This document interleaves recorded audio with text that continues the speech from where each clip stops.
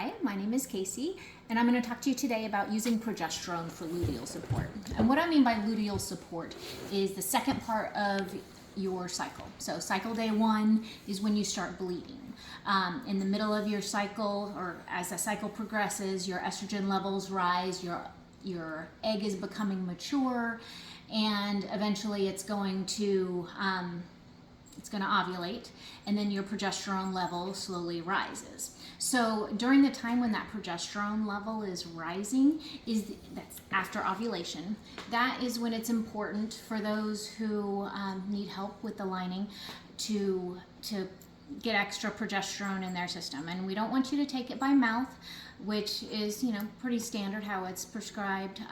We want you to typically insert it vaginally with an ovulation induction cycle. If you're doing a frozen embryo transfer cycle, you may be doing injections every day.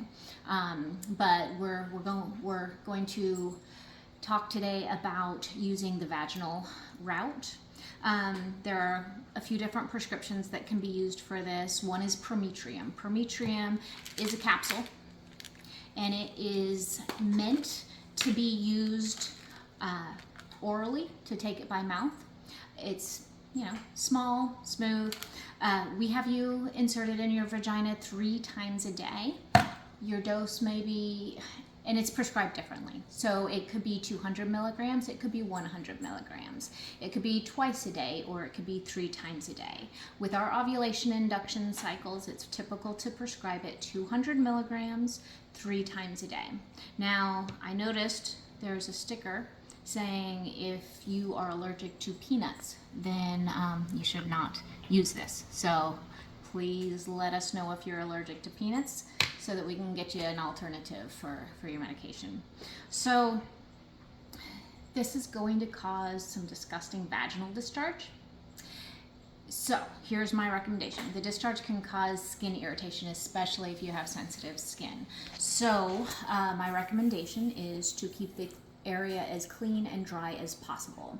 Wear panty shields that you can change out. Carry flushable wipes so that you can use those to clean the area. If you plan on having intercourse, I would either hold your dose until after intercourse, or I would recommend that your partner clean off afterwards. If you have a male partner, we don't want female hormones on their male parts. So just have them wash clean if there's some spontaneous intercourse when you have this in your system. All right, so how to use it. It does not come with any kind of insertion device, but it's pretty simple. Make sure you have clean hands. Take it pinched like this. You're going to have your panties down. Go ahead and push it up into the opening of your vagina like that. Take your middle finger and just kind of slide it in right up to about the second knuckle. Just as far as your finger will go in. There's a little ridge in there that if you get it past there, it's less likely to pop out with a sneeze. All right, so that is using Prometrium. It might also be called microionized progesterone, something. There's a generic for it that may be prescribed for you. When you take this, you are going to take it so after you ovulate. If you're using a trigger shot, then we have you start it 2 days after the trigger shot.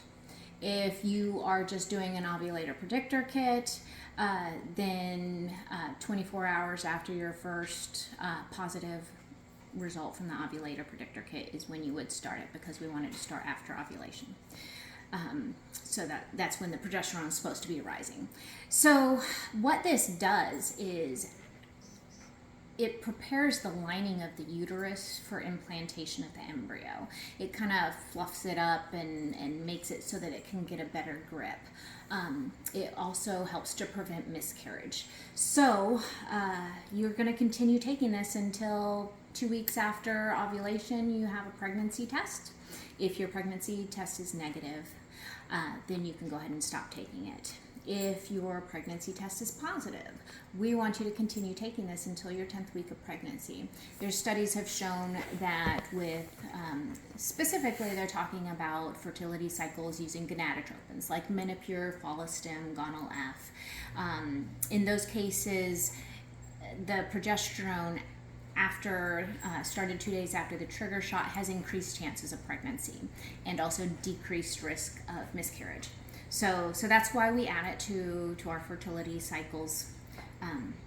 We don't typically add it to a letrozole cycle. That's the most basic cycle that we have without any gonadotropins, no Menopur, no Follistim, no Gonal F. Those are all injections that you do before your trigger shot. So, but if you have recurrent pregnancy loss, or if you specifically ask for it, then we can add this progesterone or another progesterone to your calendar, to your plan.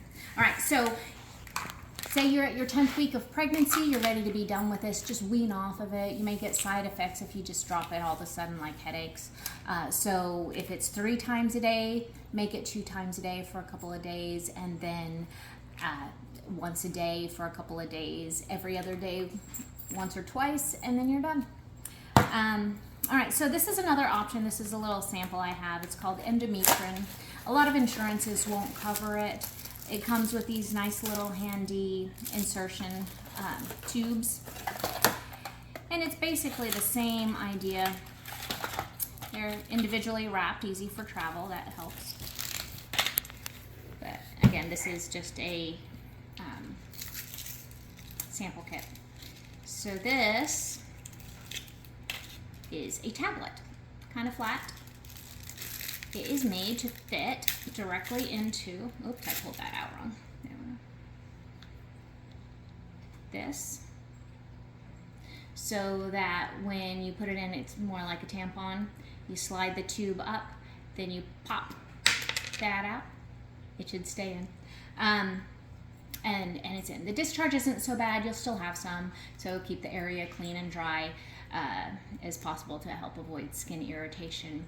When you wean off of this at 10 weeks of pregnancy, basically you'll go down to once a day, and then every other day a couple of times to get off it more easily without so many side effects.